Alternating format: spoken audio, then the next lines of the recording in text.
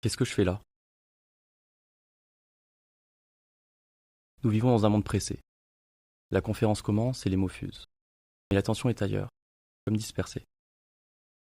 Je me rends compte qu'on se parle sans vraiment s'écouter. En fait, les conversations deviennent des monologues croisés.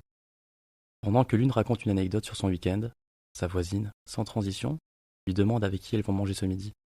Elle lui répond qu'elle préfère manger un sandwich. Ceux qui ne discutent pas semblent ailleurs. Leurs yeux fixent un point lointain et leur esprit s'évade vers des pensées extérieures.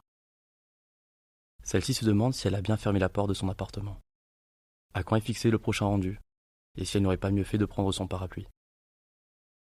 Les paroles tombent dans le vide, perdues dans la masse de la multitude d'idées. Les mots deviennent un brouhaha incessant. Chacun veut être le narrateur principal de son propre récit. Elle tente de se concentrer sur ce cours et de prendre quelques notes.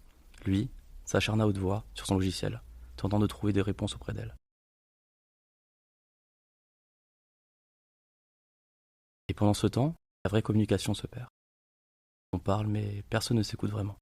Et ainsi, dans cet horizon de paroles qui se croisent sans se comprendre, chacun devient son propre confident, nos propres paroles rebondissant dans le vide d'une écoute négligée.